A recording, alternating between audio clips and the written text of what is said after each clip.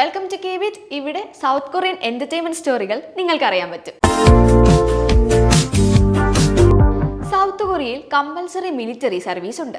അതായത് 18 വയസ്സിനും 28 വയസ്സിനും ഇടയിൽ പ്രായമുള്ള പുരുഷന്മാർ നിർബന്ധിതമായും മിലിറ്ററി സർവീസ് ചെയ്യണം. അത് നേവി, ആർമി, എയർ അങ്ങനെ പല സർവീസുകളിൽ ഇവർക്ക് സേവനമനുഷ്ഠിക്കാം.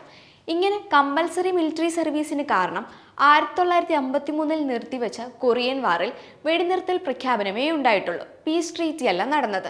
അതുകൊണ്ട് ഇപ്പോഴും ഏത് തരത്തിലുള്ള ആക്രമണത്തിനും തയ്യാറായി നിൽക്കാനാണ് ഈ സർവീസ് ചെയ്യുന്നത്. മാത്രമല്ല, ലോകത്തിലെ തന്നെ ഏറ്റവും കുറഞ്ഞ ബർത്ത് റേറ്റ് ഉള്ള രാജ്യമാണ് സൗത്ത് കൊറിയ. മാൻ പവറിന്റെ കുറവും ഇതിനൊരു റീസണാണ്. ഇതിൽ ഒളിമ്പിക്സ് പോലുള്ള മെഡൽ കിട്ടിയവർക്കോ രാജ്യത്തിന് അഭിമാനകരമായ നേട്ടം നേടിക്കൊടുത്തവർക്കോ അല്ലെങ്കിൽ ആരോഗ്യ പ്രശ്നം മൂർധന്യാവസ്ഥയിലുള്ളവർക്കോ ഇതിൽ നിന്ന് മാറി നിൽക്കാൻ സാധിക്കും. സാധാരണ സെലിബ്രിറ്റീസിന് ഈ ഇളവുകളൊന്നും ഉണ്ടാവാറില്ല.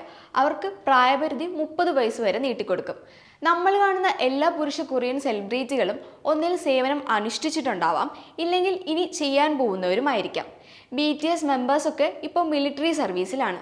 അതുപോലെ പല കൊറിയൻ സെലിബ്രിറ്റികൾ. ഇതിൽ ആരാധകർ ആകാംക്ഷപൂർവ്വം കാത്തിരിക്കുന്ന ഏതൊക്കെ സെലിബ്രിറ്റികൾ ഈ വർഷം നമ്മുടെ സ്ക്രീനുകളിലേക്ക് മിലിറ്ററി സർവീസ് കഴിഞ്ഞ് തിരിച്ചെത്തുമെന്ന് നോക്കാം. 2023 എക്സോ എന്ന ബാൻഡിലെ അംഗമായ K-pop ഐഡൽ സെഹൂൻ തന്റെ നിർബന്ധിത സൈനിക സേവനം ആരംഭിച്ചത്.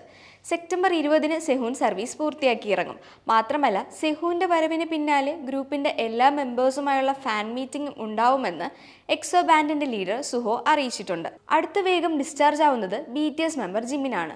ജൂൺ 11 ജിമിൻ ഡിസ്ചാർജ് ആവുന്നതിന് പുറമെ മറ്റ് മെമ്പറായ Suga June 21 RM Jungkook June 10 military service കഴിഞ്ഞ് പുറത്തിറങ്ങും. ബിസിനസ് പ്രപ്പോസൽ എന്ന ഡ്രാമയിലൂടെ പ്രശസ്തനായ കിം മിൻക്യു സെപ്റ്റംബർ 20 ഡിസ്ചാർജ് ചെയ്യും എന്നാണ് റിപ്പോർട്ടുകൾ. ലവ് അലാറം, നെവർതെലസ് തുടങ്ങിയ ഡ്രാമകളിലൂടെ ജനപ്രീതി നേടിയ താരമാണ് സോങ് കാങ്.